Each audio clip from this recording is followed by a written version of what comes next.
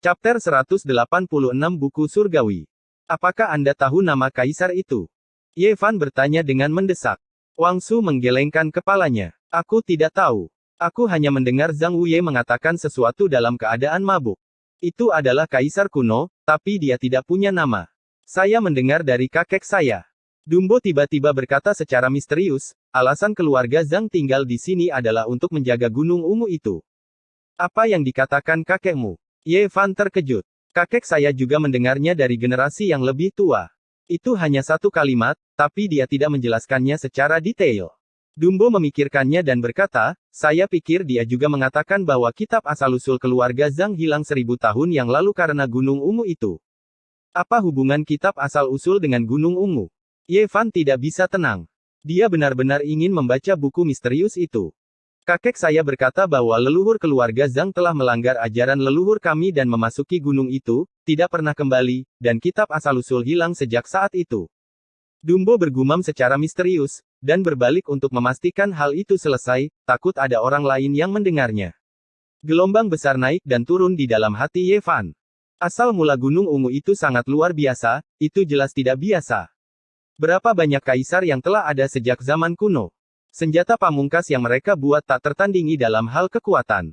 Seseorang dapat mendominasi dunia hanya dengan satu senjata, dan tempat suci memandangnya sebagai harta karun utama mereka. Jika tubuh dan senjata pamungkas digabungkan, seseorang tidak akan terkalahkan.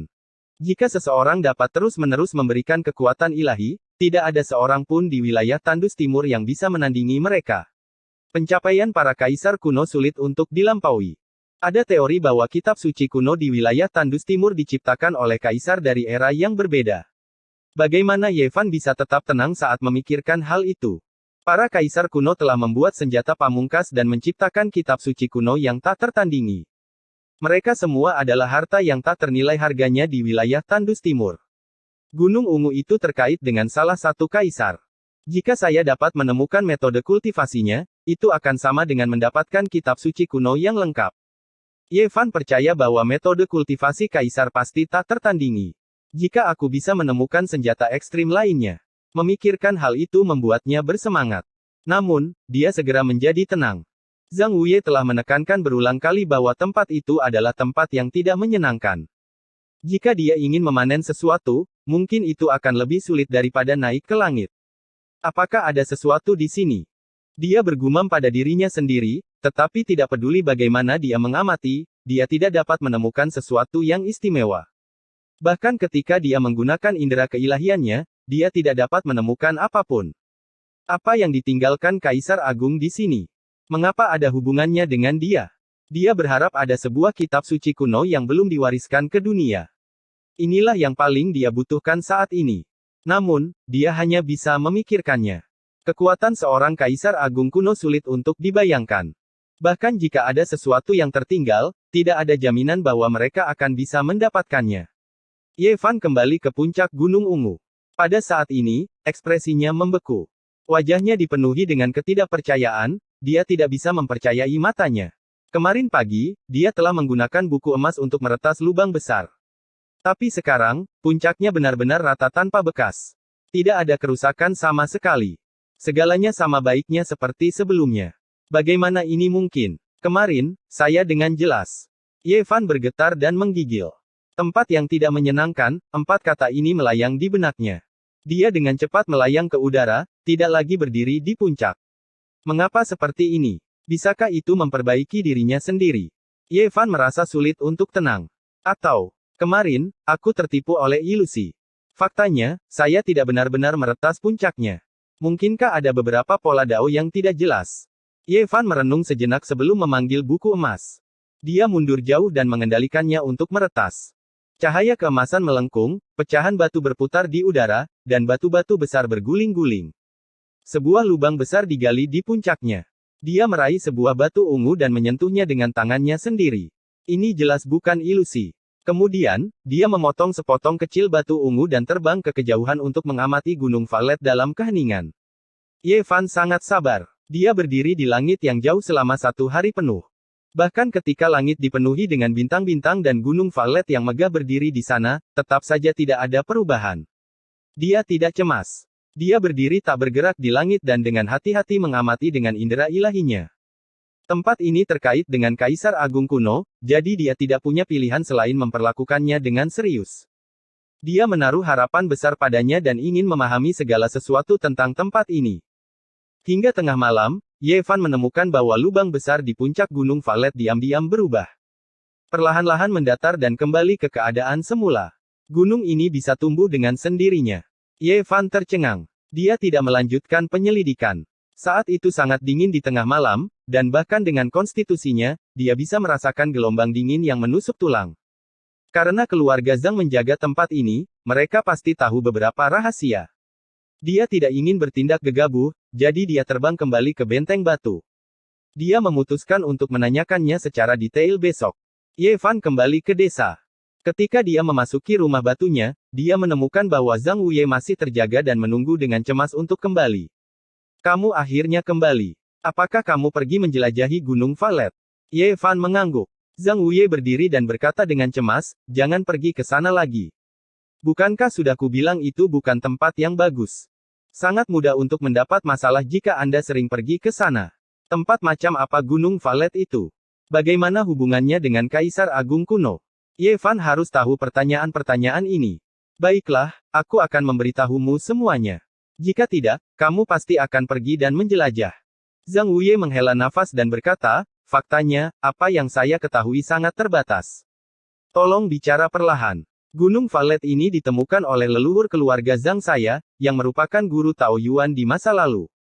Dia memperingatkan keturunannya untuk tidak mendekati tempat itu dan menyembahnya dari jauh. Guru Tao Yuan tersebut dengan sungguh-sungguh memperingatkan bahwa Gunung Valet berhubungan dengan Kaisar Agung kuno dan tidak dapat dihujat. Menghormatinya akan bermanfaat bagi generasi mendatang. Ada artefak di dalamnya. Anda tidak boleh memprovokasi mereka. Jika tidak, itu akan membawa bencana besar. Inilah yang diperingatkan oleh leluhur saya berulang kali. Zhang Wuye menghela nafas dan berkata, sayangnya, 1000 tahun yang lalu, seorang leluhur menentang ajaran leluhur. Dia membongkar Gunung Valet dengan kitab sumber dan masuk. Menghela nafas. Ye Fan bahkan lebih tersentuh. Dia merasa bahwa kemungkinan besar ada sumber ilahi yang tak tertandingi di dalamnya. Mungkin ada senjata yang ekstrim. Zhang Wuye melihat melalui pikirannya dan berkata, memang ada harta karun di dalam Gunung Valet. Ada lebih dari satu sumber ilahi, tetapi Anda tidak boleh memiliki gagasan tentang hal itu. Lebih dari satu. Setiap kali sumber ilahi yang tak tertandingi muncul, itu akan mengguncang padang gurun timur. Tanah Sage Agung akan menawarkan harga setinggi langit dan bersaing untuk itu. Bahkan akan ada pertumpahan darah. Bisa dibayangkan betapa langkanya sumber ilahi yang tak tertandingi untuk membuat tanah suci melepaskan semua kepura-puraan keramahan. Bagaimana mungkin Ye Fan tidak terkejut bahwa ada lebih dari satu di Gunung Valet? Nenek moyang saya dikenal sebagai guru Tao Yuan. Pemahamannya tentang sumber-sumber ilahi tak tertandingi. Dia bisa menentukan urat nadi naga sesuai dengan geografi pegunungan dan sungai, dan dia bisa menggunakan sumber ilahi kunci bintang. Kenapa? Zhang Wuye menggelengkan kepalanya dan berkata, dia bahkan berpikir untuk meminta bantuan peri Danau Giok. Tetapi pada akhirnya, dia menyerah, takut dia akan melibatkan Danau Giok. Apa? Ye Fan terkejut dan berkata, mengambil sumber ilahi dari Gunung Valet akan melibatkan tanah suci. Dia mengatakannya dengan sangat samar, tapi saya pikir itulah yang dia maksud. Itu mungkin akan melukai Danau Giok. Ye Fan merasa sulit untuk percaya. Tanah suci Danau Giok adalah kekuatan besar yang telah diwariskan sejak era purba. Pendirinya adalah seorang permaisuri suci wanita yang meninggalkan senjata ekstrim dan bahkan menciptakan sebuah kitab suci kuno. Setelah bertahun-tahun diwariskan, Danau Giok berdiri terpisah dari urusan duniawi dan berdiri tegak. Mungkinkah Gunung Valet mengancam mereka? Di bawah Gunung Valet, ada makhluk hidup. Setelah mengatakan ini, wajah Zhang Wuye agak pucat. Dia buru-buru bersujud ke arah Gunung Valet, lalu berdiri dan berkata, itu sebabnya aku berkata, jangan pergi. Kamu tidak akan mendapatkan apa-apa. Jika Anda memaksa masuk, Anda hanya akan membahayakan hidup Anda sendiri. Ekspresi Ye Fan berubah ketika mendengar ini. Ada makhluk hidup, jadi peluangnya memang agak tidak pasti. Namun, masih ada beberapa hal yang tidak bisa dia pahami. Ada makhluk menakutkan dari zaman kuno yang tersegel di dalam sumber ilahi yang luar biasa, dan mereka masih hidup. Tapi apa hubungannya dengan Kaisar Agung? Apa yang dia tinggalkan di sana? Aku juga tidak tahu. Apa yang ditinggalkan oleh Kaisar Agung di zaman kuno? Nenek moyangku tidak meninggalkan petunjuk apapun. Zhang Wuye menjawab pertanyaan ini. Dalam 3 hari berikutnya, Ye Fan berkonsultasi dengan Zhang Wuye dan belajar bagaimana mencari sumbernya. Buku Sumber Surgawi adalah buku yang menakjubkan. Meskipun hanya sebagian kecil yang telah diturunkan, itu masih sangat berguna baginya. Pemuda dari Benteng Batu, Wang Su, mengeluarkan perasaan yang sangat cerdas.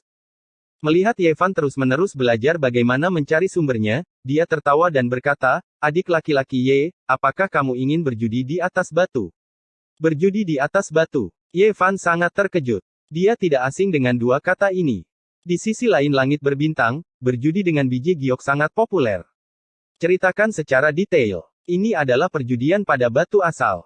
Wang Su menjelaskan dengan sabar. Benar saja, itu mirip dengan apa yang ditebak Ye Fan. Batu-batu yang dihasilkan oleh pembuluh darah asal sangat istimewa, dan bahkan para pembudidaya pun kesulitan untuk melihatnya. Entah itu indera ilahi atau kekuatan ilahi, tidak mungkin untuk menyelidiki bagian dalamnya. Hanya dengan benar-benar membedahnya, seseorang bisa mengetahui apakah ada origin di dalamnya atau tidak. Ye Fan sudah lama mengetahui hal ini, tapi dia tidak menyangka bahwa karena itu, perjudian di atas batu akan berkembang. Di masa lalu, benteng kami sangat kaya. Generasi kakek saya semua pergi ke sana untuk memperluas wawasan mereka dan berpartisipasi dalam perjudian di atas batu. Wang Su sangat iri. Tidak apa-apa. Katakan padaku secara rinci apa yang harus diperhatikan. Aku akan membawamu ke sana di masa depan. Ye Fan tergoda. Sebenarnya, ini sangat sederhana. Tidak ada aturan. Wang Su berkata banyak. Aku juga ingin pergi. Dumbo, yang sedang lewat dan mencium baunya, mendatangi mereka dan berkata, tapi itu terlalu jauh, dan tempat terdekat berjarak ratusan kilometer.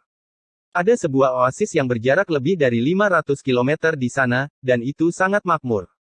Itu adalah tempat yang normal untuk berjudi di atas batu. Saya mendengar bahwa tempat terbaik untuk berjudi di atas batu adalah puluhan ribu mil jauhnya, di kota suci paling makmur di wilayah utara. Wang Su memiliki ekspresi kerinduan saat dia berkata, tanah suci itu. Setengah dari batu asal premium yang digali dari sekitar tambang kuno asal dikirim ke sana. Itu adalah surga untuk berjudi di atas batu. Tanah orang bijak agung. Ye Fan terkejut. Itu benar. Berjudi di atas batu di sana adalah kenikmatan tertinggi. Bahkan kultivator di benua tengah dan gurun utara pun tertarik. Saya mendengar bahwa mereka semua adalah tokoh legendaris di antara para pembudidaya. Pikiran Wang Su mengembara saat dia berkata, semuanya adalah layanan terbaik. Bahkan para wanita yang memotong batu adalah dewi. Makanan yang disediakan sangat langka di dunia. Semuanya terbuat dari binatang dan burung langka, serta tumbuh-tumbuhan dewa. Bahkan anggur terburuk pun berusia 100 tahun. Benar-benar menyenangkan pergi ke sana untuk bertaruh pada batu. Puff. Dumbo mengerutkan bibirnya. Itulah yang dikatakan oleh para pendeta Tao keliling. Anda tidak melihatnya dengan mata kepala sendiri. Siapa yang tahu apakah itu benar atau tidak? Tentu saja itu benar. Wang Su membalas. Apakah Anda lupa tentang leluhur Zhang Wuye? Dia adalah seorang guru Tao Yuan yang mengalami semuanya dan meninggalkan banyak legenda. Itu benar. Saya lupa tentang itu. Sekarang setelah Anda menyebutkannya, saya benar-benar ingin pergi dan melihatnya sendiri. Akan lebih bagus jika saya bisa bertaruh sampai tanah suci runtuh. Ye Fan bergumam pada dirinya sendiri dengan jahat. Apa yang hebat dari tanah suci itu? Dumbo berkata dengan acuh tak acuh. Saya mendengar dari kakek saya bahwa guru Tao Yuan, nenek moyang keluarga Zhang, membuat wajah tanah suci itu menjadi hijau karena berjudi. Ye Fan terkejut mendengar kata-kata itu. Apa? Kamu mengatakan yang sebenarnya? Tentu saja. Dumbo melanjutkan, itu adalah sesuatu yang diketahui oleh para tetua di desa kami. Guru Tao Yuan dari keluarga Zhang meninggalkan banyak legenda. Wang Su menambahkan, itu semua benar. Tidak ada satu kebohongan pun. Nenek moyang Zhang Wuye mendapatkan sumber dewa dari tempat suci itu. Bagaimana mungkin wajah mereka tidak berubah menjadi hijau? Mereka bahkan ingin melompat ke sungai. Ye Fan tercengang. Penglihatan macam apa itu? Dia bahkan memiliki sumber dewa. Dia bisa menemukannya. Yang disebut guru Tao Yuan terlalu mengejutkan. Saat itu, leluhur Zhang Wuye tidak hanya berhasil mendapatkan sepotong sumber dewa. Tanah suci itu sangat cemas sehingga mereka hampir ingin menyembahnya. Dumbo memiliki ekspresi mabuk di wajahnya ketika dia berbicara tentang hal-hal ini, seolah-olah dialah yang melakukannya. Guru Tao Yuan sangat kuat. Ye Fan tidak bisa tenang. Dia merasa bahwa jika dia bisa mempelajari teknik mistik seperti itu, dia bisa membuat tanah suci Yao Guang dan keluarga Ji merasa tak tertahankan. Tentu saja itu luar biasa. Lagi pula, sejak zaman kuno, hanya ada beberapa Master Tao Yuan di wilayah utara. Sekarang, garis keturunan mereka telah lama terputus, dan mereka tidak akan pernah muncul lagi. Wang Su berkata secara misterius, nenek moyang Zhang Wuye melakukan banyak hal yang mulia saat itu. Hal mulia apa lagi? Ketertarikan Ye Fan terusik. Wang Su berkata dengan suara rendah, dia menjadi dewa melalui perjudian batu. Dia tidak hanya membuat tanah suci itu menjadi hijau, tapi dia juga memenangkan Jade Pulse Saintes. Puff. Ye Fan memuntahkan teh yang baru saja diminumnya. Itu berhasil. Itu hanya rumor, kan? Itu benar. Nenek moyang Zhang Wuye terlalu pandai dalam perjudian batu. Dia mengarahkan pandangannya pada batu sumber kolam giok dan bertaruh selama 7 hari 7 malam. Untuk menutup kerugiannya, Saintes secara tidak sengaja mempertaruhkan dirinya sendiri, tetapi dia masih kalah. Sayang sekali. Guru Tao Yuan dari keluarga Zhang tidak mempersulit pihak lain. Dia dengan sopan membiarkan pendeta kolam giok pergi. Sejak saat itu, hubungannya dengan kolam giok menjadi sangat istimewa. Wang Su tampak menyesal. Ye Fan juga menghela nafas. Guru Tao Yuan pasti orang yang luar biasa. Dia ingin membaca kitab sumber surga lebih banyak lagi. Tidak, aku harus menemukan cara untuk membuat buku yang luar biasa itu melihat cahaya matahari lagi. Ye Fan sangat memahami betapa menakutkannya tubuh suci orang-orang dahulu. Setiap kali dia naik ke level berikutnya, semua yang dia butuhkan akan dikalikan 10 kali lipat. Dia membuat perhitungan awal. Transformasi dari 9 tingkatan alam nirwana ke kesempurnaan agung membutuhkan total lebih dari 50 kg sumber. Jika dia mengembangkan tingkat pertama alam rahasia istana doktrin, dia akan membutuhkan 500 kg sumber pada tingkat 10 kali lipat. Bahkan di wilayah utara, sekte kecil biasa tidak memiliki sumber sebanyak itu. Jika dia ingin mengembangkan tingkat kedua dari alam rahasia istana doktrin, dia akan membutuhkan 10 kali lipat sumber. Ye Fan hampir pingsan. Itu terlalu menakutkan. Dia tidak tahan sama sekali. Itu di luar nalar. Tempat suci mungkin akan memuntahkan darah setelah angka astronomi dihitung. Aku harus mendapatkan kitab sumber surga. Wajah Ye Fan berubah menjadi hijau setiap kali dia memikirkan tentang kultivasi di masa depan. Tanpa kitab sumber surga, tubuh suci orang-orang dahulu adalah jurang maut. Dia harus menjadi guru Tao Yuan. Dia tidak bisa membiarkan dirinya sendiri dan orang lain menjadi hijau. Sepertinya saya harus mengambil risiko apapun yang terjadi. Aku tidak akan menyentuh benda-benda di Gunung Ungu. Aku harus mengeluarkan kitab sumber surga apapun yang terjadi. Kakak Ye, mengapa wajahmu berubah menjadi hijau? Dumbo bertanya dengan jujur. Omong kosong. Mengapa wajah saya berubah menjadi hijau? Seharusnya orang-orang dari tempat suci. Saudara Ye, apakah Anda benar-benar akan bertaruh pada batu? Wang Su bertanya dengan penuh harap. Tentu saja. Aku akan mempertaruhkan pendeta kolam giok. Aku tidak akan membiarkannya pergi. Kalau tidak, aku akan lebih buruk dari binatang buas. Chapter 187 Kaisar Giok. Ye Fan tidak punya pilihan lain. Dia harus menjadi guru Tao Yuan. Dia tidak ingin ditipu, jadi dia hanya bisa membiarkan orang lain ditipu. Jika dia menjadi guru Tao Yuan, kota suci yang berjarak puluhan ribu mil jauhnya akan menjadi surganya. Saudara Ye, jika Anda benar-benar dapat memenangkan kembali seorang wanita suci, bisakah Anda juga memenangkan seorang istri untuk saya? Dumbo bertanya dengan jujur. Ye Fan segera tersenyum dan berkata, tidak masalah.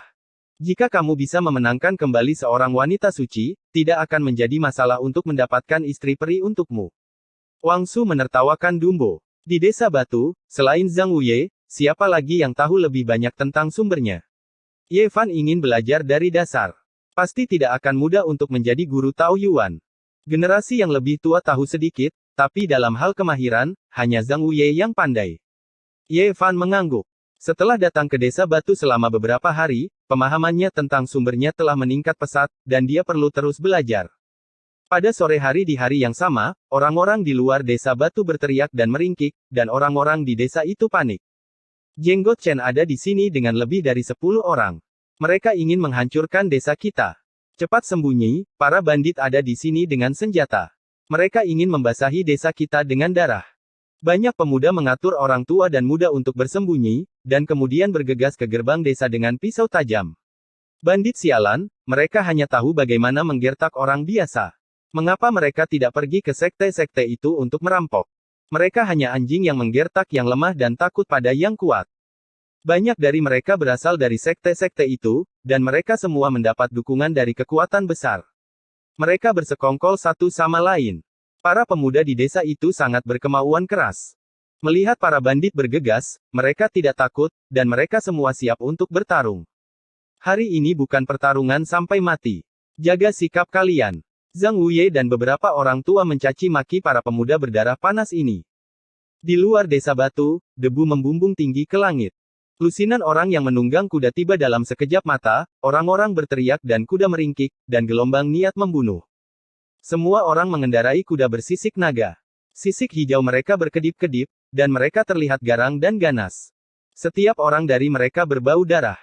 Jelas bahwa ini adalah sekelompok penjahat kejam yang telah membunuh banyak orang, jauh lebih biadab daripada bandit biasa. Seorang pria berusia 40-an duduk di atas kuda sisik naga di tengah. Rambut keritingnya mengembang seperti surai singa, dan dia terlihat sangat garang. Orang-orang dari benteng batu, keluar dari sini. Beberapa bandit berteriak dengan keras. Kalian berani menunggu kami dengan pisau. Kalian benar-benar sudah bosan hidup. Banyak dari bandit itu memiliki ekspresi yang tidak baik. Zhang Wuye keluar dari kerumunan dan berdiri di dalam benteng batu. Tuan-tuan, tolong redakan amarah Anda. Pria mana di wilayah utara yang tidak membawa pedang? Kami selalu seperti ini. Seorang bandit mencibir dan berkata, kurang omong kosong, apakah Anda sudah menyiapkan sumber daya yang harus diserahkan? Jangan bilang itu tidak cukup dan kami butuh lebih banyak waktu. Kami tidak memiliki kesabaran. Jika Anda tidak menyerahkan sumber energi hari ini, benteng Anda akan benar-benar menjadi bagian dari masa lalu. Kami akan segera meratakan tempat ini dan mengubahnya menjadi tanah darah. Kelompok bandit ini semua berteriak-teriak. Gelombang niat membunuh memenuhi udara. Zhang Wuye tahu bahwa ini pasti sekelompok algojo. Mereka tidak hanya bercanda. Dia membuka sekantong energi sumber, dan itu segera berkedip-kedip dengan kecemerlangan, menarik perhatian semua orang yang putus asa. Lumayan, kualitas energi sumber ini masih lumayan. Pak Tua Zhang, kau cukup mampu. Anda benar-benar telah mengumpulkan semua itu dalam waktu yang singkat. Big Beard Chen membawa puluhan bandit ke depan. Orang tua ini tidak berani melanggar perintah tuan-tuan. Zhang Wuye menangkupkan tangannya. Beberapa kilogram energi sumber bersinar dengan segudang warna. Energi spiritual meluap ke segala arah, dan awan beraneka warna beredar. Ini semua adalah energi sumber Yevan, dan kebetulan jumlahnya sedikit lebih dari 5 kilogram. Dia tidak ingin bergerak di benteng batu karena dia percaya bahwa kelompok bandit ini pasti mendapat dukungan dari beberapa sekte. Jika dia memulai pembantaian di sini, dia mungkin akan melibatkan desa ini. Oleh karena itu, dia meminta Zhang Wuye untuk memberikan energi sumber ini kepada mereka terlebih dahulu. Big Beard Chen meraih energi sumber sekaligus dan tertawa terbahak-bahak ke arah langit. Tawanya seperti pukulan drum yang pecah, dan sangat tidak menyenangkan untuk didengar. Lumayan, kebetulan sedikit lebih dari 5 kilogram. Anggaplah dirimu beruntung karena benteng ini terhindar dari bencana. Pada saat itu, mata Dumbo memerah. Dia bergegas mendekat dan berkata, Chen jenggot besar, di mana adikku? Kembalikan adikku. Di samping Big Beard Chen, seorang bandit tertawa vulgar dan berkata, Anda berbicara tentang gadis muda yang kami bawa kembali sebulan yang lalu. Rasanya cukup enak, tapi sayangnya, kami belum puas. Dia sudah melompat ke sungai setengah bulan yang lalu. Aku akan bertarung habis-habisan dengan kalian. Dumbo langsung menangis. Meskipun dia sedikit linglung, dia sangat kuat. 4 atau 5 pemuda di benteng batu tidak bisa menahannya meskipun mereka bekerja sama. Orang bodoh sepertimu berani menantang kami. Tatapan beberapa bandit itu segera diluruskan. Jika kalian berani bicara lagi, kami akan segera menghancurkan benteng kalian. Kelompok orang ini membunuh tanpa mengedipkan mata. Mereka semua adalah orang-orang yang putus asa, dan mereka akan melakukan apa yang mereka katakan. Kakak, Dumbo menangis dengan keras. Meskipun dia biasanya sedikit konyol dan riang, dia sekarang patah hati. Dia menangis terseduh-seduh dan meronta-ronta di sana, urat-uratnya bermunculan di sekujur tubuhnya. Seorang pria tua di benteng berjalan mendekat dan menepuk-nepuk tubuhnya, seketika membuatnya sulit untuk bergerak. Para pemuda di sampingnya mencengkeram gagang pedang mereka dengan erat, tidak menginginkan apapun selain bergegas mendekat. Kenapa kau marah pada orang bodoh? Seorang bandit tersenyum jahat dan berkata, aku ingat terakhir kali aku melihat orang bodoh ini memiliki saudara perempuan yang juga sangat cantik. Ayo kita bawa dia pergi kali ini. Bodoh, bawa adikmu kemari. Seorang bandit maju, melambaikan cambuk kudanya, dan menunjuk ke arah Dumbo. Tuan-tuan, Anda tidak bisa melakukan hal seperti ini. Kami sudah menyerahkan energi sumber seperti yang diminta. Jangan sakiti orang-orang di benteng kami lagi. Zhang Wuye maju ke depan. Orang tua, urus urusanmu sendiri. Masih ada hal yang ingin kami sampaikan nanti. Tetaplah di samping untuk saat ini. Beberapa bandit mendorongnya ke samping dan dengan paksa mencambuk Dumbo beberapa kali. Bangun dan panggil adikmu ke sini. Salah satu dari mereka melepaskan segel di tubuhnya. Aku akan membunuh kalian semua. Dumbo menggigit bibirnya hingga berdarah. Dia meraih pisau tajam di tanah dan hendak bertarung dengan nyawanya di ujung tanduk. Ketika para pemuda lain melihat ini, mereka semua mengangkat pedang mereka yang berkilau dan mendekat dengan langkah besar. Betapa memberontak. Sekelompok manusia berani melawan. Sekelompok preman itu mengangkat mata mereka. Salah satu dari mereka mengayunkan cambuknya dengan keras dan memukul Dumbo ke tanah. Dia meludah dan berkata, dasar bodoh, jika kamu tidak ingin hidup, jangan bawa desamu ke bawah. Kelompok orang ini sangat kejam dan tidak masuk akal. Aku sedang berbicara, apa kau tidak mendengarku? Cepat panggil kakakmu kemari. Orang lain dengan kejam mencambuk Dumbo beberapa kali. Para pemuda di benteng semua merasakan darah mereka mendidih. Mereka tidak menginginkan apapun selain menyerang dengan segera. Lupakan saja. Jangan main-main kali ini. Di belakang mereka, Jenggot Chen melambaikan tangannya. Dia takut menimbulkan kemarahan publik karena dia masih membutuhkan orang-orang di benteng ini untuk bekerja. Dia berbalik untuk melihat Zhang Wuye dan berkata, orang tua, kamu benar-benar pandai menemukan sumber. Sekarang kita sangat membutuhkan sumber, aku akan memberimu misi lain. Misi apa? Serahkan 2,5 katisos dalam waktu 20 hari. Apa? Kami baru saja menyerahkannya. Zhang Wuye melihat ke depan. Jenggot Chen memalsukan senyum dan berkata, ini adalah yang terakhir kalinya karena kami benar-benar membutuhkannya pada tahap ini. Anda akan mendapatkan keuntungan darinya di masa depan. Tapi, kami benar-benar tidak dapat menemukannya dalam waktu sesingkat itu. Ada apa dengan semua omong kosong ini? Wajah Jenggot Chen segera menjadi gelap. Dia membalikkan kudanya dan pergi, hanya menyisakan kalimat dingin. Jika kamu tidak bisa mengumpulkan 2,5 kati sumber dalam setengah bulan, tunggu saja bentengmu dihancurkan. Orang tua, kamu harus menggunakan beberapa tahun yang tersisa untuk hidup. Seorang bandit mencambuknya dan meludah sebelum mengendarai kuda bersisik naga. Kau bodoh, aku akan membiarkanmu pergi dengan mudah. Hati-hati lain kali.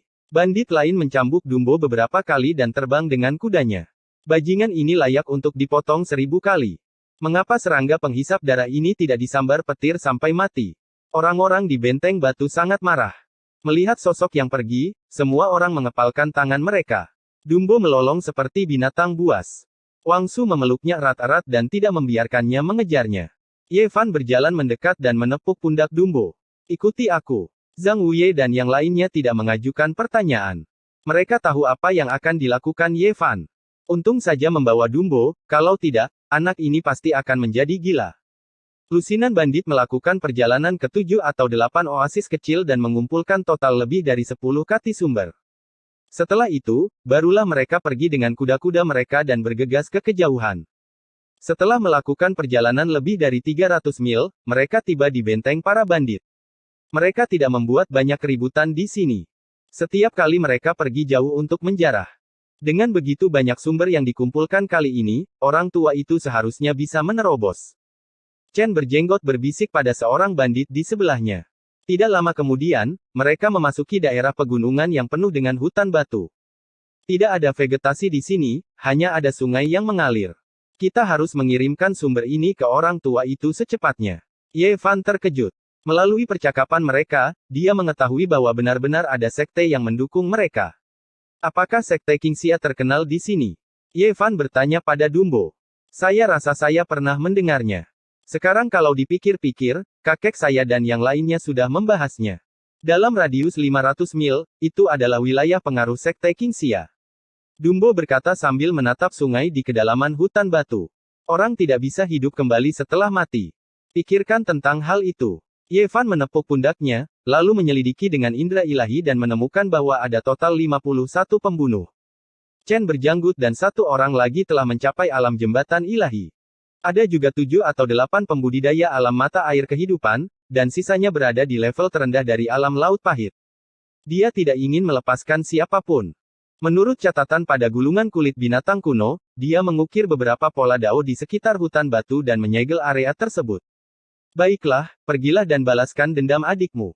Ye Fan berjalan ke hutan batu bersama Dumbo dan menggunakan tangannya sebagai pisau untuk memotong beberapa tombak batu. Siapa kamu? Teriak seorang pembunuh. Puff. Ye Fan menunjuk satu jari dan cahaya keemasan keluar. Sebuah lubang berdarah muncul di dahinya dan mayatnya jatuh ke tanah. Siapa yang masuk tanpa izin ke wilayah kita?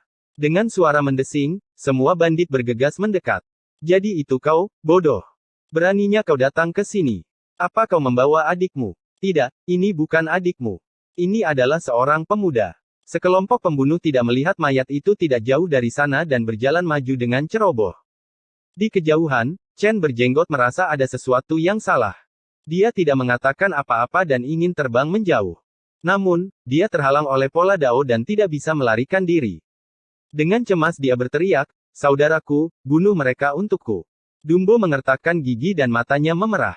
Kamu bersalah atas banyak kejahatan. Hari ini, kamu bisa mengakhiri semua kejahatanmu. Ye Fan terus menunjuk dan satu demi satu mayat berjatuhan. Dahi mereka semua ditembus oleh cahaya ilahi. Kamu, para bandit panik. Meskipun mereka telah membunuh orang sepanjang tahun, mereka masih merasa takut ketika itu menyangkut diri mereka sendiri. Puff, puff. Ye Fan membuang tombak batu di tangannya dan memaku 5 orang ke tanah. Orang-orang ini memiliki kebencian yang mendalam terhadap Dumbo. Ye Fan menepuk pundaknya dan menyuruhnya untuk membalas dendam sendiri. Jika tidak, dia akan tertahan oleh kemarahan semacam ini. Ah! Orang yang dipaku ke tanah berteriak. Dumbo hampir menjadi gila. Dia menebas dan menggigit mulutnya, tubuhnya berlumuran darah. Dasar sampah, apa kau pikir kau bisa melakukan apapun yang kau mau hanya karena kau punya kekuatan? Ye Fan menatap Chen berjanggut. Siapa kamu? Apakah Anda tahu dari mana kami berasal?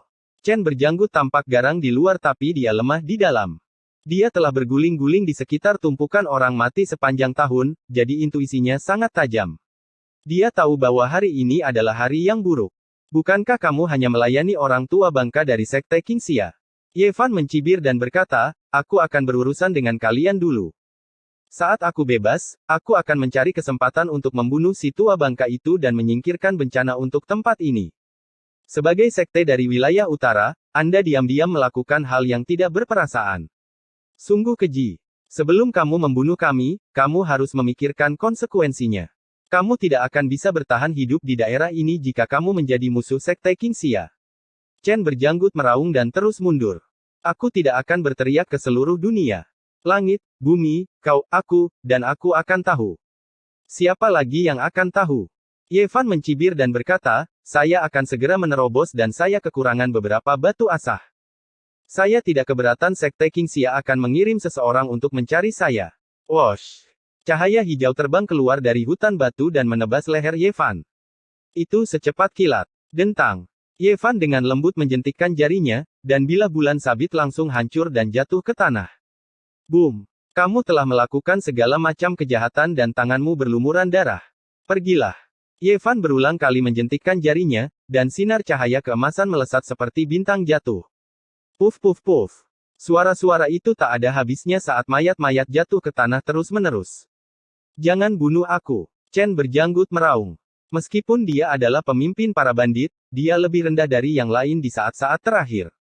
Ye Fan menghancurkan lautan kepahitan dengan telapak tangannya dan melemparkannya ke depan Dumbo. Pada saat ini, Dumbo telah mencabik-cabik para bandit yang dipaku oleh tombak batu. Seluruh tubuhnya berwarna merah darah sambil menangis tanpa henti. Kembalikan adikku. Dia meraih Chen berjanggut dan menggigitnya dengan keras. Ye Fan membunuh semua bandit dan berbalik untuk berjalan ke kedalaman hutan batu.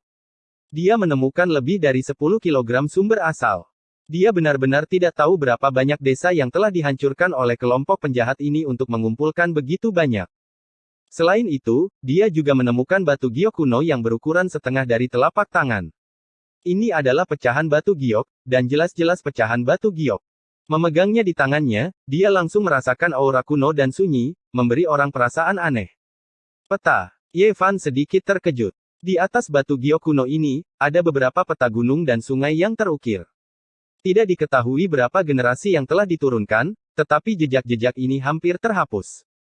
Ada sebuah kata di atasnya yang membuat hatinya bergetar. Meskipun hampir buram, dia masih bisa mengenalinya jika dia melihat dengan hati-hati. Itu sebenarnya adalah kata, Kaisar. Dumbo, jangan bunuh dia. Aku masih punya sesuatu untuk ditanyakan padanya. Ye Fan buru-buru berteriak. Pada saat ini, Chen berjanggut berada dalam kondisi yang mengerikan. Seluruh tubuhnya berlumuran darah, tapi untungnya, dia tidak mati. Dari mana kamu mendapatkan batu giok kuno ini? Chen berjanggut sudah lama ketakutan. Dia mengatakan apapun yang ditanyakan kepadanya, ketika saudara-saudara menggali biji asal, mereka menggalinya dari urat asal. Dia terus bersujud dan memeluk kaki Dumbo, memohon kepada mereka berdua, ampuni aku. Bagaimana mungkin itu adalah sesuatu yang disegel di biji asal? Ada kata-kata di batu giok kuno ini. Di mana tambang kuno itu? Ye Fan berteriak. Batu giok kuno dari zaman purba membuat hatinya bergetar, terutama kata, Kaisar, di atasnya. Itu membuatnya menyimpulkan banyak hal. Seseorang harus tahu bahwa di daerah ini, Gunung Ungu berhubungan dengan Kaisar Agung kuno. Dia ingin memasukinya untuk mencari kitab asal-usul. Sekarang setelah dia mendapatkan batu giok kuno seperti itu, dia tidak punya pilihan selain membuat beberapa koneksi. Jangan bunuh aku. Aku akan membawamu untuk menemukannya. Chen berjanggut sepertinya telah meraih sedotan penyelamat. Ye Fan menendangnya dan menyelidikinya dengan indera sucinya yang kuat. Dia langsung menembus ke dalam lautan kesadarannya dan membaca ingatan di dalam hatinya. Ini adalah manfaat dari memiliki indera ilahi yang kuat. Lautan kesadaran pihak lain tampaknya tidak berdaya melawannya karena langsung menerobos. Ye Fan mengerutkan kening. Orang ini benar-benar melakukan semua jenis kejahatan. Dia telah melakukan hal-hal jahat yang tak terhitung jumlahnya. Segera, dia menemukan informasi yang dia inginkan. Tambang kuno itu berjarak 200 km. Itu tidak terlalu jauh. Baiklah, Dumbo, lanjutkan balas dendam. Ye Fan berdiri. 2 jam kemudian, jeritan Chen berjanggut berhenti. Dumbo menangis dan melompat ke sungai, terus-menerus memanggil nama adiknya. Ye Fan menghela nafas. Ini adalah wilayah utara yang sebenarnya. Ini adalah surga kejahatan. Tanpa kekuatan, hal-hal tragis bisa terjadi. Ayo pergi. Ye Fan membiarkannya mandi di sungai dan melemparkannya satu setel pakaian. Kemudian, dia menghapus semua jejak tempat itu dan terbang ke langit bersamanya. Saat hendak kembali ke benteng batu, Ye Fan menatap Gunung Ungu yang tingginya ribuan meter dan berulang kali memandangi batu giok kuno di tangannya. Tiba-tiba, punggungan gunung lain muncul di bidang penglihatannya. Ada di sini. Dia segera menangkap sesuatu dan terbang cukup tinggi di langit untuk melihat ke depan. Ada 9 punggung gunung di sekitar Gunung Ungu yang besar. Namun, jaraknya terlalu jauh. 9 pegunungan itu berada jauh di cakrawala, seperti ulat yang tak terlihat. Jika digambar di peta, akan terlihat jelas bahwa Gunung Ungu berada di tengah-tengah 9 pegunungan. Ye Fan menunduk untuk mengamati batu giok kuno itu. Pegunungan di peta yang tidak lengkap seharusnya adalah 2 pegunungan di daerah ini. N. Chapter 188 9 Naga Menjaga Mutiara. Ye Fan dan Dumbo kembali ke desa batu, dan di hari-hari berikutnya, dia dengan sungguh-sungguh mempelajari teknik mencari sumber dari para tetua di desa. Pada saat yang sama, dia secara aktif bersiap untuk memasuki Gunung Ungu. Dia harus memahami segala sesuatu tentang hal itu. Kamu mengajukan begitu banyak pertanyaan. Jangan bilang kamu masih ingin memasuki Gunung Ungu. Dalam beberapa hari terakhir, Ye Fan telah bertanya tentang Gunung Ungu. Zhang Wuye mengerutkan kening dan berkata, kamu benar-benar tidak boleh mengambil risiko, atau kamu hanya akan kehilangan nyawamu. Apakah kamu tidak ingin menemukan buku surgawi asli? Ye Fan tersenyum. Saya secara alami tidak ingin kehilangan warisan dari sesuatu yang ditinggalkan oleh nenek moyang kita, tapi apa yang bisa saya lakukan? Leluhur itu tidak mendengarkan ajaran kita 1000 tahun yang lalu dan menggunakannya untuk membobol Gunung Ungu. Benda itu tidak pernah kembali, dan sulit untuk diambil kembali. Menurut Zhang Wuye, buku surgawi asli adalah benda spiritual yang bisa digunakan sebagai senjata. Jika Anda memberitahu saya detail masa lalu, saya mungkin bisa menemukan buku surgawi asli. Zhang Wuye menggelengkan kepalanya. Kamu telah melakukan bantuan besar bagi desa kami, dan aku tidak ingin kamu membuang nyawamu. Saya punya cara untuk melindungi diri saya sendiri. Jangan khawatir. Tidak peduli bagaimana dia mencoba membujuknya, Zhang Wuye tidak mau mengambil risiko. 5 hari kemudian, Ye Fan tiba di sebuah tambang kuno yang berjarak sekitar 50 km dari desa batu. Disinilah Big Beard Chen dan yang lainnya menemukan batu giok kuno. Karena batu giok kuno itu terkait dengan Gunung Ungu, dia tentu saja harus menyelidikinya. Tempat itu sunyi tanpa ada tanda-tanda tempat tinggal manusia. Tambang kuno itu menakutkan dan telah ditinggalkan selama entah berapa tahun, dan ada bau apek yang datang dari dalam. Itu adalah sebuah tambang besar seperti lubang runtuhan. Bawah tanahnya gelap gulita dan tidak berdasar, dan orang akan merasa sedikit takut hanya dengan berdiri di sana. Mungkinkah itu jahat? Tambang itu sangat sunyi tanpa ada satu pun suara. Ye Fan turun 1000 meter sebelum mencapai dasar. Dia tidak bisa menahan diri untuk tidak terkejut. Ini adalah urat biji yang sangat besar, dan itu benar-benar langka. Di masa lalu, sejumlah besar sumber ki pasti telah digali. Sayangnya, semuanya telah tertutup debu sejak era purba, dan tidak akan ada sumber ki langka yang tertinggal. Kaca. Tambang kuno yang sangat besar itu penuh dengan jejak pedang dan kapak, semuanya ditinggalkan oleh para pendahulu, merekam darah dan air mata para pengumpul asal di masa lalu. Siapapun yang meninggalkan batu giok kuno di sini pasti memiliki identitas yang luar biasa. Tidak mungkin mereka muncul di sini tanpa alasan. Ye Fan segera tiba di tempat di mana batu giok kuno itu ditemukan, tetapi tidak ada yang istimewa darinya. Dia mencari selama 2 jam, dan kemudian terus bergerak maju, ingin menjelajahi bagian terdalam dari tambang kuno. Setelah berjalan sejauh 5000 meter di bawah tanah, masih belum ada ujungnya. Tambang besar ini seakan mengarah ke alam baka, gelap gulita dan sunyi. Setelah berjalan 3000 meter lagi, Ye Fan tidak bisa menahan diri untuk tidak menghirup udara dingin. Tambang kuno itu panjangnya 8000 meter, namun mereka masih belum mencapai ujungnya. Konsep macam apa ini? Tambang biasa hanya beberapa ratus meter panjangnya, tapi tambang ini sangat besar. Dia merasa bahwa tidak mungkin itu adalah urat nadi tunggal. Seharusnya ada banyak ranjau yang telah digali. Tapi kenapa hanya ada satu jalan keluar? Jika ini adalah urat nadi asal yang sangat besar, maka itu mungkin urat naga yang legendaris. Ye Fan terkejut. Dengan kata lain, tempat ini mungkin telah memelihara beberapa Divine Origin sebelumnya.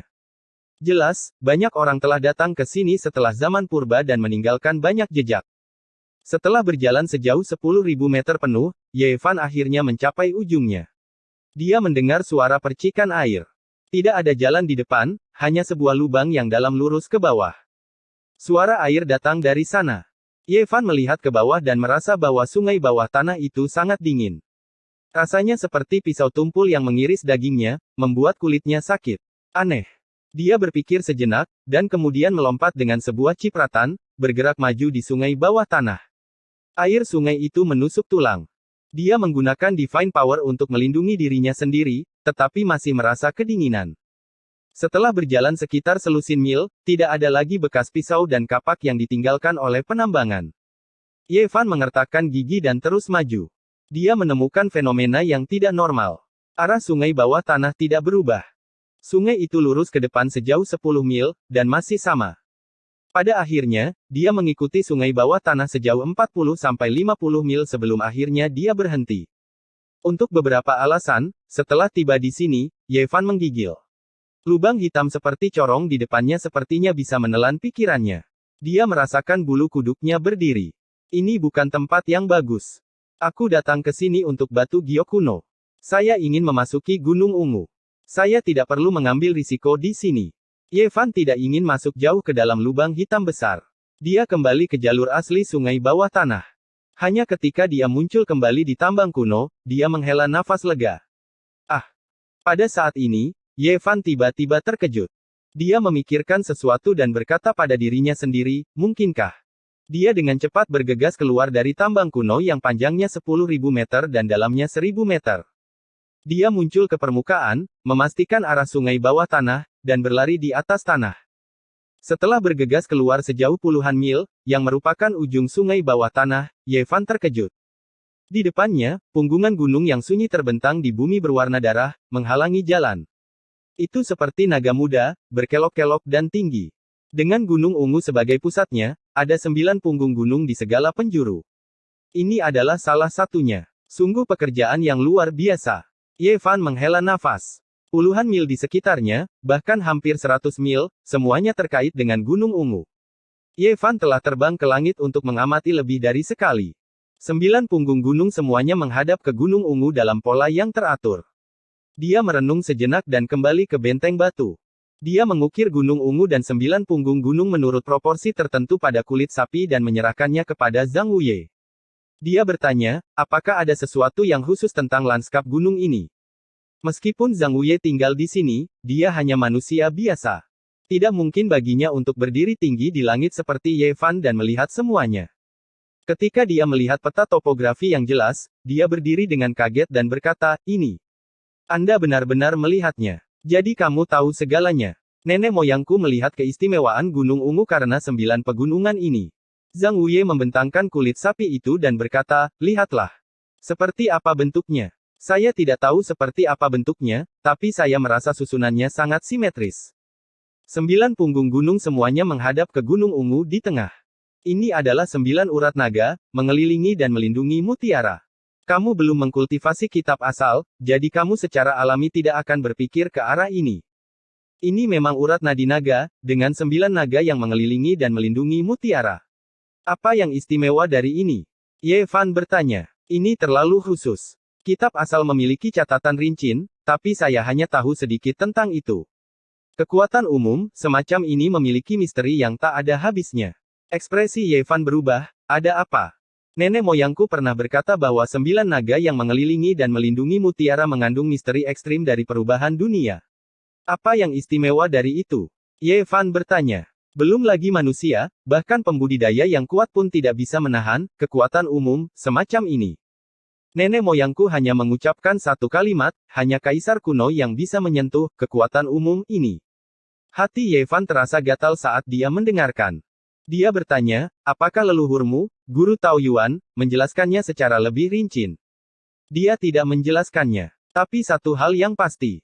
Leluhur saya takut untuk mundur karena dia mengintip rahasia surgawi Gunung Ungu. Pada saat yang sama, dia tidak berani meminta bantuan peri Danau Giok. Ini. Ye Fan terkejut. Nenek moyang lain dari keluarga Zhang saya yang membudidayakan kitab asal tidak dapat sepenuhnya memahaminya. Mereka hanya bisa berspekulasi bahwa tempat ini menyembunyikan rahasia besar. Ye Fan semakin ingin tahu jawabannya. Dia bertanya, mungkinkah mereka tidak menemukan petunjuk dan tidak bisa mengorek rahasia surgawi? Banyak leluhur setuju bahwa semua ini menunjuk pada Kaisar Agung kuno, bahwa dia mungkin telah menyiapkan sesuatu yang menakutkan di sini. Apa yang dia gunakan, kekuatan umum, dari tempat ini untuk mengaturnya? Ye Fan bergumam pada dirinya sendiri. Era purba yang dibicarakan oleh para pembudidaya berusia 100.000 tahun. Apa gunanya kaisar dari 100.000 tahun yang lalu? Ye Fan tidak mengerti. Kaisar sudah kembali menjadi debu, jadi apa gunanya melakukan semua ini? Mungkin itu dipersiapkan untuk generasi selanjutnya. Zhang Wuye menggelengkan kepalanya. Hanya dengan memahami kitab asal-usul secara menyeluruh, kita dapat memahami apa yang ingin dilakukan kaisar. Ada makhluk hidup di sana, dan mereka berasal dari ras dari zaman kuno. Ye Fan bergumam di dalam hatinya. Dia tidak bisa memahami motif kaisar. Aku baru saja melihat tambang kuno. Itu menunjuk ke punggung gunung yang jauh. Tanahnya telah digali, dan itu tampak seperti urat naga sumber. Mungkinkah ada sumber ilahi di sana? Ye Fan berbicara tentang tambang kuno yang ditinggalkan. Ini. Ye Fan terkejut. Seberapa besar proyek ini? Metode kaisar kuno tidak terbayangkan. Dia bisa melakukan semua ini. Ini juga pekerjaan kaisar, dan bukan pekerjaan generasi selanjutnya. Ye Fan bertanya. Zhang Wuye berkata, beberapa leluhur keluarga Zhang saya berspekulasi bahwa 9 urat naga semuanya memiliki sumber ilahi yang tak tertandingi, tetapi semuanya digali dan dikumpulkan dalam mutiara naga itu. Bagaimana ini bisa terjadi? Ye Fan terkejut. Para leluhur yang mempelajari kitab asal berspekulasi bahwa itu untuk mempromosikan tren umum tempat ini. Mereka mengumpulkan esensi dari 9 urat naga dan menyimpannya di dalam mutiara naga. 9 naga menjaga mutiara itu dan benar-benar menonjolkan mutiara itu.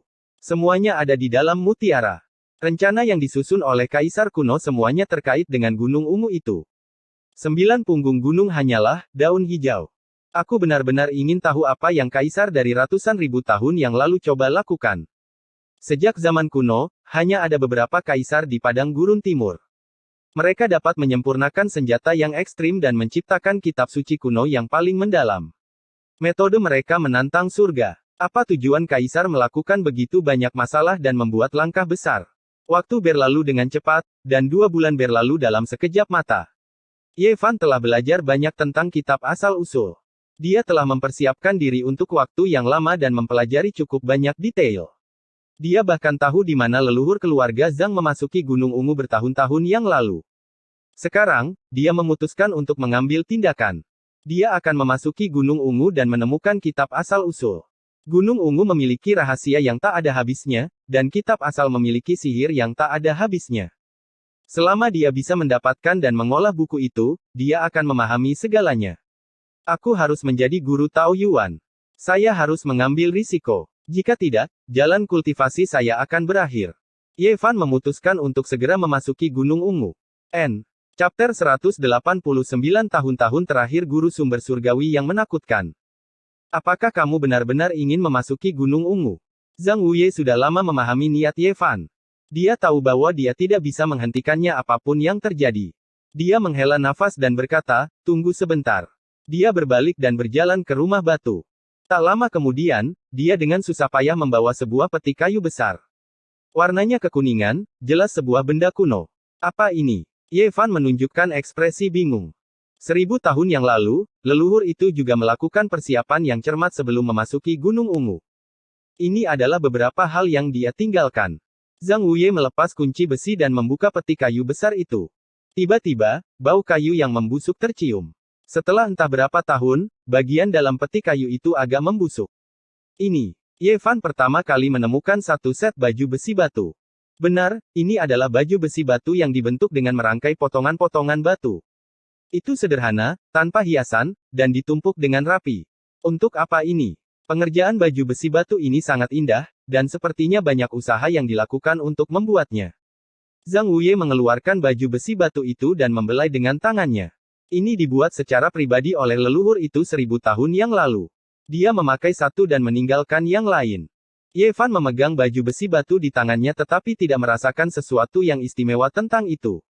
Batu semacam ini dapat ditemukan di mana-mana, dan itu adalah jenis kulit batu khusus yang membungkus sumber asal. Kulit batu semacam ini dapat menghalangi penyelidikan indera spiritual seorang kultivator. Akibatnya, sulit untuk menentukan apakah ada harta karun di dalam batu asal atau tidak kecuali jika itu benar-benar dibelah. Ini juga merupakan alasan munculnya perjudian batu. Ye Fan percaya bahwa selama dia mau, dia bisa dengan mudah menghancurkan kulit batu semacam ini. Armor semacam ini tidak ada gunanya baginya. Jangan meremehkan baju besi batu ini. Ini bukan barang biasa. Ini memiliki sifat spiritual yang kuat. Zhang Wuye sepertinya telah melihat melalui pikirannya. Ini memiliki sifat spiritual. Ye Fan dengan hati-hati merasakannya, tetapi tidak menemukan sesuatu yang istimewa. Ini bukan kulit batu biasa. Zhang Wuye membelai dengan tangannya, tidak mau melepaskannya. Ini adalah kulit batu yang terkelupas dari sumber asal. Ini adalah bahan yang bisa masuk ke mata guru Tao Yuan. Ini adalah kulit tua yang membungkus sumber asal. Ye Fan mendekatkan baju besi batu itu dan memeriksanya dengan cermat, tetapi masih tidak bisa melihat apapun. Profesi yang berbeda-berbeda. Anda adalah seorang kultivator, tetapi Anda tidak mengerti betapa berharganya pakaian batu ini. Ye Fan mengangguk. Dia tiba-tiba memikirkan banyak hal. Dia telah tinggal di area sumber tanah suci Yao Guang untuk sementara waktu. Hal-hal aneh terjadi satu demi satu. Tentu saja, dia tahu betapa berbahayanya itu. Kulit batu dari sumber dewa memiliki spiritualitas khusus, dapat menghindari hal-hal yang najis. Menurut apa yang dikatakan Zhang Wuye, kulit batu semacam ini hidup berdampingan dengan mata air ilahi. Setelah terinfeksi dengan spiritualitasnya, ia akan memiliki roh dan dapat mencari keberuntungan dan menghindari malapetaka. Di dalam kotak kayu besar itu, ada sebuah helm batu yang bisa menutupi wajah seseorang. Kamu harus memakai jubah batu ini dan helm batu yang bagus untuk menyembunyikan semua aura di tubuhmu. Mungkin itu tidak cukup kokoh, tapi bisa mengisolasi Anda dari dunia luar. Mungkin ini bisa membantumu menghindari makhluk-makhluk jahat di Gunung Ungu, Zhang Wuye dengan sungguh-sungguh memperingatkan.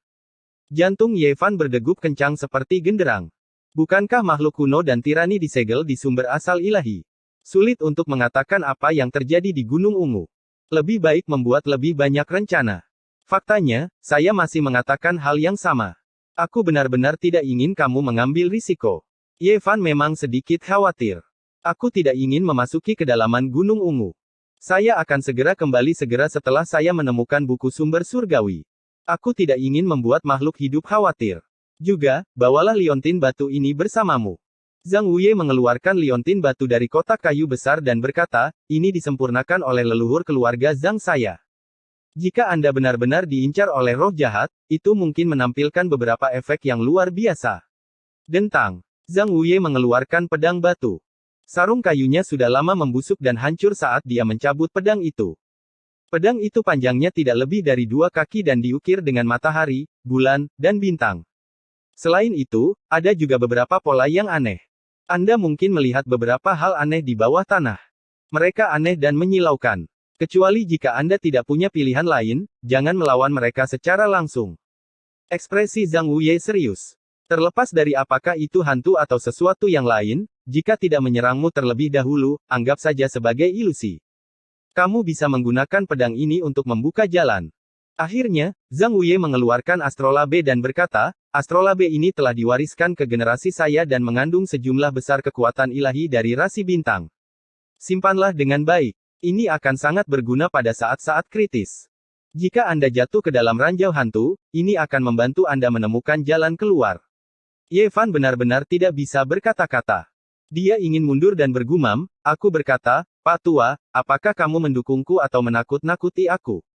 Mengapa saya semakin takut? Pakaian batu, liontin batu, pedang batu, dan astrolabe batu semuanya diukir dari kulit tua dari sumber ilahi. Tidak ada yang istimewa dari mereka, tetapi mereka mengandung spiritualitas. Pak Tua, kemana perginya nenek moyang pertama keluargamu pada akhirnya? Apakah dia menikmati masa tuanya di desa ini? Nenek moyang pertama keluarga Zhang adalah seorang guru Tao Yuan. Karakter seperti itu bisa dianggap sebagai keajaiban. Sejak zaman kuno, hanya sedikit orang yang muncul di wilayah utara. Ye Fan pernah bertanya kepada Zhang Wuye tentang keberadaan guru Tao Yuan. Orang tua itu secara samar-samar mengatakan bahwa guru Tao Yuan tahu terlalu banyak tentang rahasia asal-usulnya dan sesuatu yang tidak menyenangkan akan terjadi di masa tuanya. Hidup dan matinya adalah sebuah misteri. Orang tua itu menggelengkan kepalanya. Apa yang terjadi? Tak terhitung tahun yang lalu, 5 guru Tao Yuan muncul di wilayah utara. Di masa tua mereka, mereka semua mengalami hal-hal yang sangat aneh. Nenek moyang pertama keluarga Zhang kami tidak terkecuali. Hal aneh apa? Ye Fan bertanya. Di masa tuanya, dia melihat banyak hal najis, tetapi orang lain tidak bisa melihatnya. Dia mengatakan itu adalah takdir terakhir dari guru Tao Yuan. Hal-hal najis. Ye Fan terkejut. Ya, pada akhirnya, dia menghilang ke tempat yang tidak diketahui. Pada malam dia pergi, angin puyuh merah bertiup di luar, dan makhluk aneh yang menakutkan melolong tanpa henti sepanjang malam. Saya katakan, orang tua, saya tidak takut. Jika Anda ingin menghalangi saya, katakan saja. Mengapa Anda harus melakukan ini? Aku tidak menakut-nakuti kamu. Apa yang saya katakan adalah benar. Nenek moyang pertama keluarga Zhang benar-benar menghilang begitu saja. Ketika orang suci dari kolam giok mengetahuinya, dia mencarinya ke seluruh wilayah utara, tetapi tidak berhasil. Pada akhirnya, dia secara pribadi membangun sebuah nisan untuknya. Zhang Wuye menghela napas. Itu adalah orang yang luar biasa yang membuat wajah semua orang bijak menjadi hijau. Namun, di masa tuanya, dia benar-benar meninggal secara misterius. Ini membuat Ye Fan merasa rumit. Pada malam itu, ada seorang anak berusia 4 tahun di keluarga Zhang saya yang menemani leluhur pertama. Dia sangat ketakutan. Zhang Wuye menggelengkan kepalanya dan berkata, dia baru sembuh setelah lebih dari setengah tahun. Menurutnya, apa yang dikatakan anak itu? Ye Fan bertanya ketika dia melihat lelaki tua itu berhenti berbicara. Dia mengatakan bahwa pada malam itu, dia melihat salah satu tangan kakek itu dipenuhi rambut merah. Dia juga melihat makhluk humanoid berjalan di luar jendela. Dia hanya menoleh, dan leluhur pertama menghilang selamanya. Saya katakan, orang tua, Anda tidak bisa menakut-nakuti orang seperti ini. Anda jelas tahu bahwa saya akan memasuki Gunung Ungu. Ini semua diwariskan dari generasi ke generasi. Saya tidak pernah memberi tahu siapapun tentang hal itu. Zhang Wuye menggelengkan kepalanya. Hati Ye Fan bergetar. Dia merasa bahwa tanah berwarna darah ini dipenuhi dengan terlalu banyak misteri. Banyak hal yang mungkin di luar imajinasinya. Seberapa kuat Guru Tao Yuan? Apakah Anda berbicara tentang kehebatan pertarungannya? Ya, Ye Fan mengangguk. Ketika leluhur pertamaku masih muda, dia bertarung imbang dengan orang suci dari kolam giok, kata Zhang Wuye dengan tenang. Ye Fan menghirup napas dingin. Orang semacam ini benar-benar orang yang luar biasa. Sebagai Guru Tao Yuan, dia masih memiliki kekuatan seperti itu. Tidak heran jika orang suci dari kolam giok menjadi orang kepercayaannya. Setelah menjadi Guru Tao Yuan, saya dapat menstabilkan nadi naga dan mengunci sumber ilahi. Tidak mungkin bagi saya untuk tidak menjadi kuat. Zhang Wuye merindukan. Pada akhirnya, Ye Fan tetap melanjutkan perjalanannya. Adik Ye, kapan kamu akan kembali? Wang Su mengantarnya pergi. Dia tidak tahu bahwa dia akan pergi ke Gunung Ungu dan hanya berpikir bahwa dia akan melakukan perjalanan panjang. Jangan khawatir, aku akan kembali dalam beberapa hari. Ketika saatnya tiba, aku akan mengajak kalian untuk bertaruh di atas batu. Aku akan bertaruh sampai tanah suci itu berubah menjadi hijau di wajahku dan mendapatkan kesuciannya kembali. Anginnya suram dan airnya dingin. Sekali seorang pahlawan pergi, dia tidak akan pernah kembali. Dumbo melambaikan tangannya dengan jujur. Kenapa kamu hanya mengingat kalimat ini setelah semua hal yang saya ajarkan padamu? Ye Fan tidak bisa berkata-kata. Aku takut kamu tidak akan kembali. Dumbo menggaruk kepalanya. Ye Fan merasa bahwa dia tidak bisa berdebat dengannya. Dia tersenyum dan melambaikan tangannya di belakangnya. Dia dengan cepat pergi dan menghilang dalam sekejap mata. Jika tidak, dia akan terjebak dalam situasi tanpa harapan jika dia langsung bergerak keluar Gunung Ungu. Ye Fan memilih urat nadi naga di timur. Dia ingin masuk lebih dalam dari sana karena itu adalah jalan yang telah diambil oleh leluhur keluarga Zhang 1000 tahun yang lalu. Dia membaca kitab suci kuno yang tercatat dalam peti mati perunggu kuno di dalam hatinya. Dari waktu ke waktu, dia akan mengukir beberapa kata ke dalam kuali yang terbuat dari sumber ki dari semua. Dia telah seperti ini selama 2 bulan terakhir. Meskipun kata-kata itu tidak dapat bertahan lama dan akan segera hilang, dia masih terus mengukirnya. Ini adalah akar dari sumber ki dari semua, dan itu adalah ketergantungan terbesarnya. Bahkan jika kekosongan itu hancur, dia bisa bersembunyi di dalam kuali dan melarikan diri dari bencana. Pegunungan yang menjulang tinggi itu megah dan mengesankan, seperti naga yang berjongkok, terbaring di depannya. Punggung bukit batu yang tinggi itu gundul dan berwarna coklat kemerahan. Tidak ada vegetasi, dan warnanya ungu, mirip dengan Gunung Ungu. Menurut Zhang Wuye, urat naga ini telah digali sejak lama. Ada lorong naga di bawah tanah yang mengarah langsung ke Gunung Ungu. Ye Fan tidak bergerak secara langsung. Dia tidak ingin merusak bumi dan masuk ke dalam. Dia tidak ingin menyebabkan kerusakan seperti ini, jangan sampai dia menyebabkan hasil yang buruk. Dia mencari dengan sabar dan akhirnya menemukan tambang kuno. 1000 tahun yang lalu, nenek moyang keluarga Zhang masuk dari sini. Ye Fan mengenakan pakaian batu itu dan segera merasa bahwa pakaian itu kedap udara. Aura di sekelilingnya tersegel dan tidak bisa bocor sedikit pun. Dia membawa astrolabe di punggungnya, memegang pisau batu, dan menggantungkan liontin batu di atasnya. Dia diam-diam melayang turun ke dalam tambang kuno. Ye Fan diam-diam mengukur kedalamannya. Dia sangat terkejut. Dia jatuh sejauh 3000 meter sebelum mencapai dasar tambang. Tambang kuno yang gelap gulita itu digali lebih dari 100.000 tahun yang lalu. Itu dipenuhi dengan aura waktu, dan tempat ini sangat sunyi. Ye Fan menggerakkan kakinya dengan ringan. Dia tidak menggunakan divine power, tapi berjalan maju selangkah demi selangkah, dengan hati-hati merasakan semua yang ada di sekitarnya. Semua yang ada di sini terkait dengan Kaisar Agung kuno. Itu memberinya tekanan berat, dan dia tidak pernah begitu berhati-hati. Dengan cara ini, Ye Fan diam-diam berjalan beberapa li. Tambang kuno itu menjadi semakin gelap. Apa itu? Saya baru saja masuk, dan saya sudah bertemu dengan ras kuno. Ye Fan berteriak karena khawatir. Chapter 190 Kaisar Agung tiba terlambat. Itu memang makhluk humanoid dengan tinggi 2 meter dan lebar sayap 4 meter. Makhluk itu menerkam Ye Fan dari kedalaman tambang kuno. Cakarnya yang tajam seperti pisau, bersinar dengan cahaya dingin. Itu langsung menuju tenggorokan Ye Fan. Pada saat yang sama, gelombang aneh keluar dari mulutnya, membuat gendang telinga orang berdengung. Ye Fan mengangkat pisau batu dan menikamnya, memotong jalan makhluk humanoid itu. Dentang. Sepasang cakar tajam menghantam pisau batu itu, mengeluarkan suara logam dan percikan api. Bukankah Tuan Zhang mengatakan bahwa pakaian batu dapat menangkal roh jahat? Mengapa saya memprovokasi makhluk tak dikenal segera setelah saya masuk? Ye Fan bingung, tapi dia tidak takut. Dia merasa bahwa makhluk humanoid ini tidak sulit untuk dihadapi. Desir. Makhluk humanoid itu melebarkan sayapnya dan membumbung tinggi ke langit. Ia mengumpulkan kekuatannya lagi dan menerkam lagi. Kali ini, cahaya terang keluar dari mulutnya dan menebas seperti pisau tajam. Ye Fan menyingkirkan pisau batu itu. Makhluk ini jelas memiliki sihir bawaan. Jika dia menggunakan pisau batu untuk membunuhnya, pisau itu pasti akan patah. Ci. Dia membuka kelima jarinya, dan 5 berkas cahaya pedang melesat seperti kilat yang menyilaukan, menerangi tambang kuno yang gelap gulita. Dentang. Pedang cahaya dari mulut makhluk humanoid itu patah, dan 4 berkas cahaya pedang lainnya memotong tubuhnya. Uff!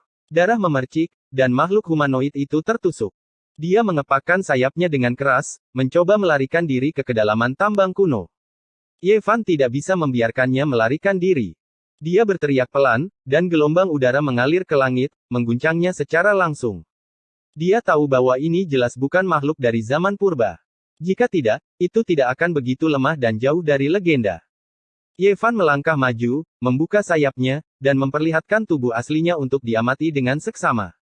Makhluk humanoid ini memiliki tinggi 2 meter, ditutupi dengan bulu abu-abu, dan sayapnya terbuat dari daging.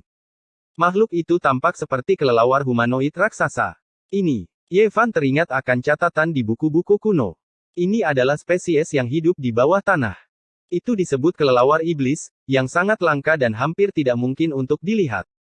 Menurut catatan di buku-buku kuno, setiap tempat di mana kelelawar iblis muncul pasti merupakan tempat yang sangat jahat. Hati Ye Fan bergetar. Dia tidak tahu apakah itu sifat mereka, tetapi dikatakan dalam buku-buku kuno bahwa makhluk bawah tanah langka semacam ini hidup di tepi zona bahaya. Ini bukan pertanda baik. Ye Fan bergumam pada dirinya sendiri. Dia berpikir bahwa Gunung Ungu itu mungkin telah meninggalkan warisan Kaisar Agung kuno, tetapi sekarang tampaknya gunung itu bermusuhan. Ye Fan tidak membuang waktu dan terus maju. Setelah 10 li, dia menemui masalah besar. Ada lebih dari 100 kelelawar iblis, dan dia tidak menunjukkan belas kasihan. Jika mereka berani menyerangnya, dia akan membunuh mereka dengan buku emas. Pada akhirnya, kelelawar iblis raksasa yang panjangnya 5 meter dan memiliki lebar sayap 10 meter muncul dan dihancurkan oleh tinjunya. Saat itulah tambang kuno menjadi tenang. Setelah maju lebih dari 10 li, semuanya menjadi sunyi. Tambang kuno itu gelap gulita dan sangat suram. Dia bergumam pada dirinya sendiri, apakah saya memasuki zona bahaya? Ye Fan maju sejauh 7 atau 8 li lagi, tidak cepat atau lambat. Dia maju perlahan dan melihat banyak ukiran batu di dinding gua, yang ditinggalkan oleh pisau dan kapak orang-orang kuno. Itu adalah pola yang sangat sederhana yang mencatat segala macam hal yang terjadi di masa lalu. Ye Fan tidak merasa bosan, tapi dia melihatnya dengan sabar. Pada awalnya, itu semua adalah hal-hal yang sangat sepele, tetapi kemudian, ada banyak mayat di ukiran itu, dan orang-orang itu semua tergeletak di tanah. Apakah orang-orang kuno dari ratusan ribu tahun yang lalu ingin meninggalkan sesuatu? Semakin Ye Fan melihat, semakin dia terkejut. Dia merasa bahwa ini adalah sebuah cerita. Pada akhirnya, orang-orang ini menggali hal-hal aneh, dan lebih banyak orang meninggal. Kemudian, makhluk dengan satu tanduk di antara alisnya muncul, dan digali dari tambang oleh orang-orang kuno. Semua orang hampir musnah. Orang dengan tanduk di antara alisnya ini memiliki 6 lengan dan sepasang sayap, dan dia memandang rendah dunia. Dalam gambar, dia meraung ke langit, bumi retak, tambang runtuh, dan magma bawah tanah dimuntahkan. Ye Fan menghirup udara dingin. Mungkinkah ini makhluk dari sumber ilahi? Raungannya mengguncang langit dan bumi, jenis kekuatan ini benar-benar membuat orang gemetar ketakutan. Tidak heran begitu banyak orang yang meninggal. Ukiran selanjutnya bahkan lebih mengejutkan. Makhluk humanoid bertanduk itu benar-benar berlutut di tanah, bersujud ke arah sepotong besar sumber ilahi. Dia dengan tidak sabar melihat ukiran berikutnya, ingin melihat seperti apa makhluk di dalam sumber ilahi yang luar biasa itu, untuk melihat bagaimana makhluk itu bisa memiliki kekuatan seperti ini. Dalam ukiran berikutnya, makhluk di dalam sumber ilahi yang luar biasa tidak muncul, dan masih kabur. Meskipun tidak muncul di dunia, ada banyak sekali mayat di sekitarnya. Tak terhitung banyaknya orang yang pingsan, meluas ke kejauhan. Apa sebenarnya yang ada di dalam bagian dari sumber ilahi itu? Ye Fan tidak bisa menahan rasa terkejut. Itu bahkan tidak muncul di dunia, namun sudah ada pembantaian yang tak ada habisnya. Menurut ukirannya, jumlah orang yang meninggal tidak terhitung, setidaknya dalam puluhan ribu. Dalam beberapa ukiran berikutnya, sumber ilahi ada di sana, tetapi tidak ada makhluk yang muncul.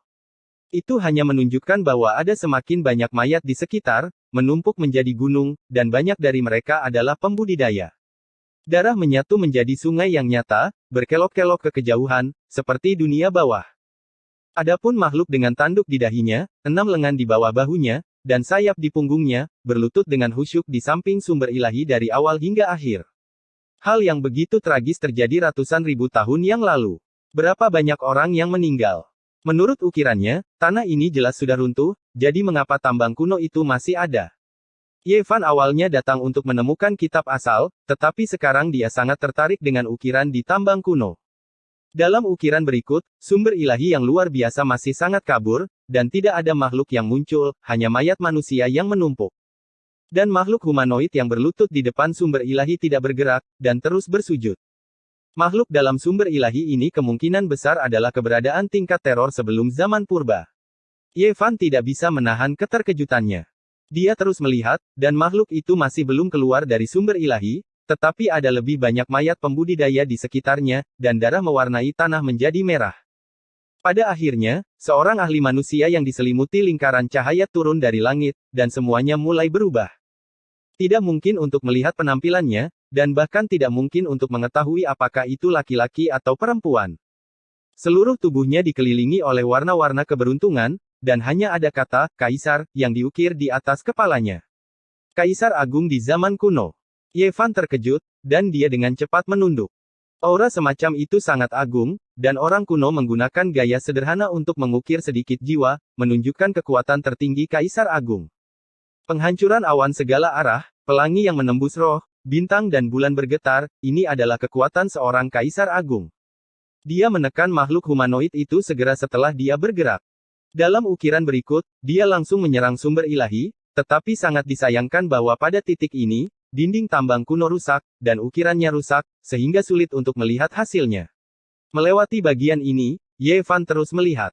Dia merasa seperti telah kembali ke tanah kuno ratusan ribu tahun yang lalu, dan dia bisa merasakan kekuatan tertinggi Kaisar Agung. Keberadaan dalam sumber ilahi yang luar biasa jelas sangat menakutkan, dan itu sangat kuat, memaksa Kaisar Agung untuk mengeluarkan senjata. Itu adalah lonceng besar yang setinggi langit, dan lonceng itu menekan ke bawah, menutupi sumber ilahi. Senjata yang ekstrim. Ye Fan terkejut, dan kekuatan senjata Kaisar Agung memang menakutkan, dan dia belum pernah melihat kekuatan seperti itu sebelumnya. Seolah-olah kekuatan tertinggi Kaisar Agung dari ratusan ribu tahun yang lalu akan segera menembus tembok. Hati Ye Fan bergejolak, dan kekuatan ilahi yang tak tertandingi dari Kaisar Agung di zaman kuno membuatnya merindukan. Pada ukiran berikutnya, sumber ilahi retak, dan makhluk di dalamnya masih berjalan keluar. Namun, itu hanya menggambarkan dia mengulurkan telapak tangan yang halus, dan dinding batu di belakangnya hancur lagi, sehingga tidak bisa dilihat secara keseluruhan. Ye Fan merasa sulit untuk tenang, dan dia dengan cepat berjalan ke depan. Namun, setelah berjalan cukup jauh, dinding batu itu rusak, dan semua ukirannya rontok. Bagaimanapun, ratusan ribu tahun telah berlalu, dan jika bukan karena bahan khusus ditambang, tidak mungkin bisa dipertahankan sampai sekarang, jadi wajar jika dihancurkan. Hanya ketika dia berjalan keluar 100 meter, ukiran itu muncul kembali. Sayangnya, pertempuran telah berakhir. Kaisar Agung menggunakan senjata ekstrim, lonceng untuk menekan makhluk kuno itu, menyegelnya dalam sumber ilahi yang luar biasa. Pada akhirnya, dia tetap tidak bisa melihat penampakan asli dari makhluk mengerikan itu. Namun, dia semakin mengagumi Kaisar Agung, menekan makhluk yang begitu menakutkan. Seperti yang diharapkan dari seorang pahlawan luar biasa yang mengabaikan dunia tanpa batas. Sayangnya, dia tidak bisa melihat jalannya pertempuran besar itu. Tembok batu sepanjang 100 meter itu hancur, dan itu pasti merekam adegan pertempuran yang paling menarik dan intens. Ye Fan berjalan maju selusin meter lagi, dan akhirnya selesai melihat ukiran terakhir. Kaisar Agung dari era primordial memulihkan bumi ke keadaan semula, dan kemudian menggunakan lonceng untuk menekan sumber ilahi sebelum terbang menuju gunung yang jauh. Gunung Ungu. Ye Fan mengenali gunung itu pada pandangan pertama. Itu adalah mutiara dari pengawal 9 naga. Setelah melihat semua ini, dia tidak bergerak maju, dan malah berdiri di tempat untuk waktu yang lama, dalam diam sambil berpikir. Ini adalah ukiran yang ditinggalkan oleh orang-orang kuno dari ratusan ribu tahun yang lalu, dan merekam beberapa peristiwa di masa lalu. Semua jenis penggalian tambang kuno terekam dalam ukiran tersebut. Tambang ini berada di bawah punggungan gunung, yang juga berada di bawah urat naga. Di daerah ini, ada total 9 urat naga, dan mereka menjaga mutiara. Mereka pasti memiliki sumber ilahi, jadi apakah ini berarti bahwa ada makhluk menakutkan di setiap urat naga? Mungkinkah hal serupa telah terjadi pada mereka, dan mereka akhirnya ditekan oleh Kaisar Agung? Di area sumber tanah suci Yao Guang, ketika kecemerlangan piramida mengalir dan vitalitas hijau muncul kembali, Ye Fan telah melihat formasi sumber dengan matanya sendiri. Itu murni kebetulan bahwa makhluk-makhluk itu tersegel di dalam sumbernya. Cairan sumber menetes ke bawah dan menyegel mayat-mayat di tanah. Apakah makhluk tirani dari era primordial di sini secara pasif menyegel sumbernya, atau apakah mereka memasuki pembuluh darah naga dan tidur di sumber ilahi yang luar biasa? Secara logika, setelah sumber ilahi mengeras, seseorang tidak bisa masuk. Bagaimanapun, ranjau telah terbentuk, dan jika seseorang dengan paksa masuk, sumber ilahi hanya akan hancur, dan tidak ada cara untuk melindunginya. Ini adalah pembuluh darah sumber primitif, dan itu bukan buatan manusia. Namun, Ye Fan tidak berpikir itu sesederhana itu. Jika makhluk tirani dari era primordial menyegel diri mereka sendiri di sumber ilahi, maka dia bisa memikirkan lebih banyak lagi. Ada 9 urat naga di sini, dan setidaknya ada 9 bagian dari sumber ilahi. Jika ada makhluk menakutkan yang tersegel di dalam mereka semua, apakah mereka saling mengenal? Nenek moyang Zhang Wuye, guru Taoyuan, pernah berkata bahwa hanya Kaisar Agung yang dapat menyentuh pengaruh umum dari tempat ini. Di zaman kuno yang jauh, makhluk-makhluk kuno itu memilih tempat ini, dan mereka berani menyentuh pengaruh umum ini. Berpikir lebih jauh, Ye Fan memikirkan hasil menakutkan lainnya. Ada makhluk tirani dari era primordial yang telah menempati tempat ini. Apakah ini berarti Gunung Ungu itu juga sama? Jika itu masalahnya, dan ada makhluk menakutkan di masing-masing dari 9 urat naga, apa yang mereka jaga? Hanya Kaisar Agung yang bisa menyentuh pengaruh umum dari tempat ini. Kaisar Agung dari ras manusia adalah pendatang baru, dan ketika dia muncul, ras lain telah menempati tempat ini. Ya, menurut spekulasi ini, Kaisar Agung telah datang terlambat. Semuanya ada di Gunung Ungu. Ye Fan mengerti bahwa akar dari segala sesuatu pada akhirnya terkonsentrasi di Gunung Ungu.